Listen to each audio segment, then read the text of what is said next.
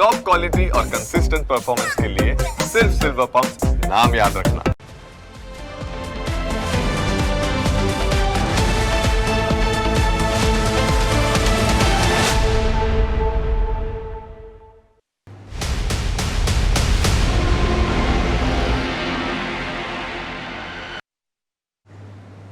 Ration card ધારકો માટે ઈ-કેવાયસી ફરજિયાત કરવાના સરકારના નિર્ણયના વિરોધમાં સરકારી સસ્તા અનાજના દુકાનદારોએ હડતાલનું શસ્ત્ર ઉગામ્યું છે। સસ્તા અનાજના દુકાનદારો હડતાલ ઉપર ઉતરી ગયા, જેના કારણે ગરીબ વર્ગના ગ્રાહકોને ઠેર ઠેર મુશ્કેલીનો સામનો કરવા મજબૂર થવું પડ્યું છે। ગરીબોને કેવી મુશ્કેલીનો સામનો કરવો પડી રહ્યો છે એ અમે તમને જણાવીશું, પરંતુ સૌથી પહેલા સસ્તા અનાજના દુકાનદારોની માગણીઓ શું છે એ પણ જાણી લઈએ।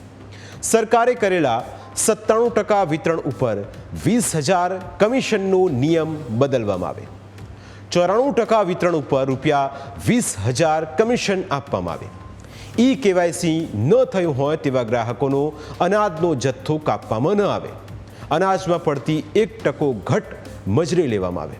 આ ઉપરાંત રેશનિંગના દુકાનદારોને રેશન કાર્ડ ઈ-કેવાયસીનું મહેનતાણું ₹5થી વધારીને 25 કરવામાં આવે, છેલ્લા 5 મહિનાનું મહેનતાણું ચૂકવવામાં આવે। આ તમામ માંગણીઓ સાથે બનાસકાંઠામાં પંડિત દીનદયાળ ગ્રાહક મંડળના સંચાલકો પણ હડતાલમાં જોડાયા। બનાસકાંઠામાં કુલ સસ્તા અનાજના 166 દુકાનદારો હડતાલ પર ઉતરી ગયા છે। બનાસકાંઠાના પાલનપુર, વડગામ, દાંતા, અમીરગઢ, દાંતીવાડા, ડીસા, લાખણી, દિયોદર, ભાભર સહિત બનાસકાંઠાના તમામ તાલુકામાં સસ્તા અનાજના દુકાનદારોએ પોતાની દુકાનો બંધ કરી છે। દ્વારા જે ઈ-કેવાયસી ના કરેલી ગ્રાહકોનો જથ્થો કપાઈ નાખ્યો છે, એ અમારી માંગણી છે કે જથ્થો પૂરેપૂરો આપે, કારણ કે કપાયેલા જથ્થાને કારણે અમારા કમિશનમાં ઘટ પડી છે અને અમારે ને ગ્રાહકો વચ્ચે તકરાર થાય છે અને વિવિધ અમારી માંગણીઓ લઈને અમે રાજ્ય એસોસિએશનના આદેશના હિસાબે હડતાલ ઉપર ઉતર્યા છે। જ્યાં સુધી અમારી માંગણીઓ નહીં સંતોષાય અને આગળથી જે રાજ્ય એસોસિએશનનો આદેશ નહીં આવે ત્યાં સુધી આ હડતાલને અમે હડતાલ રાખીશું। સસ્તા અનાજના દુકાનદારોની હડતાલની સીધી અસર બનાસકાંઠાના 23 લાખથી વધુ ગ્રાહકો પર પડી છે।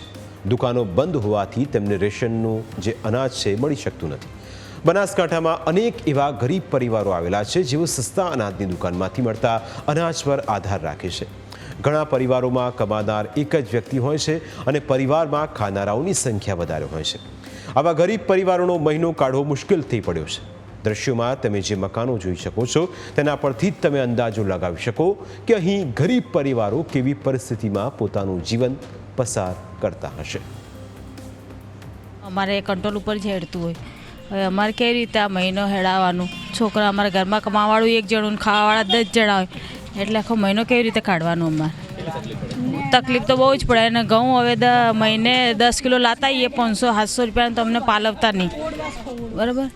એટલે હવે કેવી રીતે અમારે ઘર હેડવાનું? ધંધા પાણીમાં કોઈ હમણાં ચોમાસું આવી, ચોમાસામાં ધંધા પાણીની અમારા ઘરમાં છોકરા હાજા માંદા રહે, દવા કરવાની કે ઘરનું સામાન લઈને પેલું કરવાનું। સરકાર અને સસ્તા અનાજના દુકાનદારોના ચક્કરમાં ગરીબ ગ્રાહકો ફસાયા છે। ગ્રાહકો કહી રહ્યા છે કે તેમને જે કરવું હોય તે કરો, પણ અનાજ બંધ ન કરો, કારણ કે આનાથી જ તેમનો મહિનો નીકળે છે। જો અનાજ જ નહીં હોય તો તેઓ ખાશે શું? તેમના માટે આ એક મોટો પ્રશ્ન પણ બન્યો છે। કંટ્રોલ બંધ છે, અમે લેવા ગયા હતા તે, અને અમારે તો રોજ કમાઈએ રોજ ખાઈએ, અમારે કને કશું હે નહીં, કોઈ માયા મિલકત। કમાવાવાળો છોકરો એક જ છે, એ બી એની તબિયત હાજા મોદી રહે છે, એટલે અમારે આખો મહિનો શેના ઉપર લેવાનો? સાહેબ, અમને કોઈક થોડી રાહત કરો ને અમારી કંટ્રોલ ચાલુ થાય।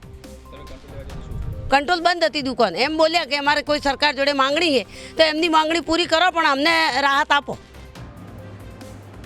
1 જૂનથી અનાજ મળવાનું બંધ થઈ જતા બનાસકાંઠાના અનેક પરિવારો માટે ગુજરાન ચલાવવું મુશ્કેલ થઈ પડ્યું છે। કોઈ બીજા પાસેથી ઉછીના રૂપિયાથી અનાજ ખરીદવા મજબૂર થવું પડ્યું છે, તો કોઈ ખાવા માટેના બીજા વિકલ્પો શોધી રહ્યું છે, કારણ કે જૂન મહિનાની શરૂઆતમાં તેમને જે અનાજ મળવા પાત્ર હતું તે મળ્યું નથી અને તેના કારણે આ પરિવારો પણ જાણે મોટું સંકટ આવી પડ્યું હોય તેવી પરિસ્થિતિ ઉદ્ભવી છે। ગરીબ પરિવારો પરેશાન થઈ રહ્યા છે, તેમને અનેક સમસ્યાઓનો સામનો કરવો પડી રહ્યો છે। આ બધી સમસ્યાઓ ઈ-કેવાયસી ફરજિયાત કરવાના કારણે થઈ છે। ત્યારે ઈ-કેવાયસી ઓનલાઈન કેવી રીતે કરવું તે પણ અમે તમને જણાવીશું, પરંતુ હાલ એ વાત એ સમજીશું કે આખરે ઈ-કેવાયસી આટલી બધી મુશ્કેલી શા માટે સર્જે છે।